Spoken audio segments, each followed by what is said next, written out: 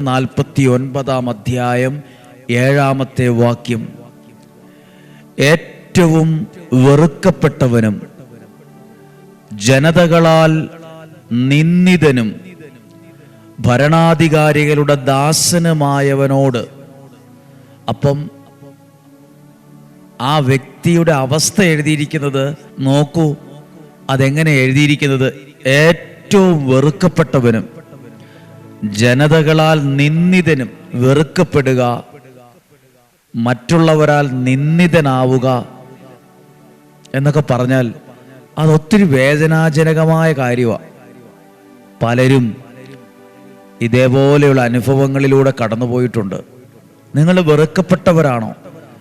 എവിടെയെങ്കിലുമൊക്കെ നിന്ദിക്കപ്പെട്ടിട്ടുണ്ടോ? പരിഹസിക്കപ്പെട്ടിട്ടുണ്ടോ? എവിടെയെങ്കിലും നിങ്ങളെ വളരെ കൊച്ചാക്കുന്ന പോലെ, നിങ്ങളെ വിലയില്ലാതെ കാണുന്ന പോലെയൊക്കെ തോന്നി വേദനിച്ചിട്ടുണ്ടോ? അതേപോലൊരു സിറ്റുവേഷൻ എഴുതിയിരിക്കുക. ഏറ്റവും വെറുക്കപ്പെട്ടവനും ജനതകളാൽ നിന്ദിതനും ഭരണാധികാരികളുടെ ദാസനുമായവനോട്.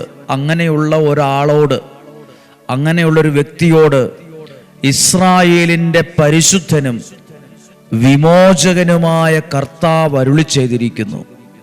അങ്ങനെയുള്ളവരോട് ദൈവം സംസാരിക്കുന്നു.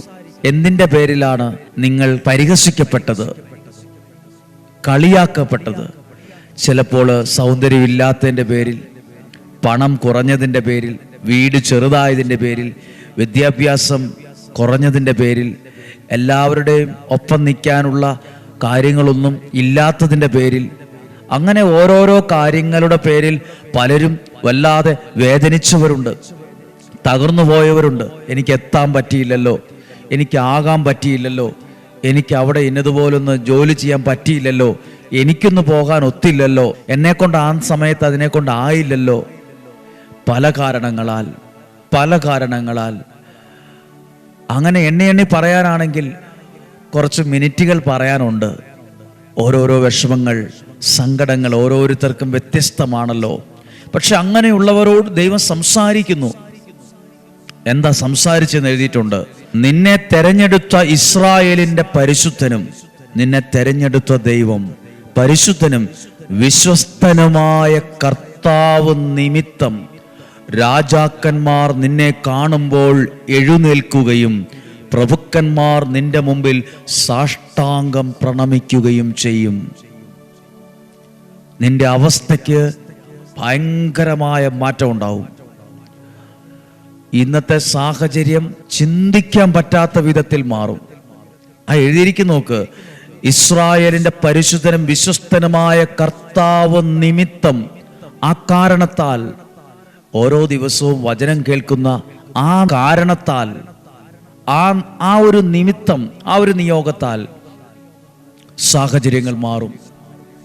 ഇന്ന് വെറുക്കപ്പെട്ടവനും നിന്ദിക്കപ്പെട്ടവനും പലരുടെയും പരിഹാസം ഏറ്റുവാങ്ങിയവരും, കൊള്ളത്തില്ല, കഴിവില്ലാത്ത വ്യക്തി, ഒരു യോഗ്യതയില്ലാത്ത ആള്, ഭാഗ്യമില്ലാത്തവൻ, ഇങ്ങനെ എന്തെല്ലാം കാര്യങ്ങളായിരിക്കും ഓരോ മനുഷ്യനും പറയാനുള്ളത്.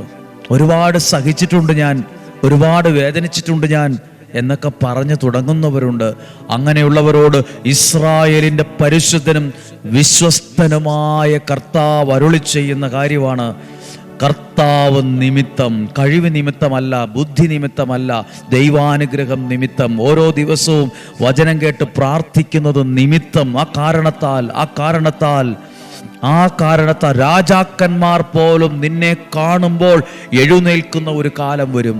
പ്രഭുക്കന്മാർ പോലും നിന്റെ മുമ്പിൽ സാഷ്ടാംഗം പ്രണമിക്കുന്ന ഒരു കാലം വരും.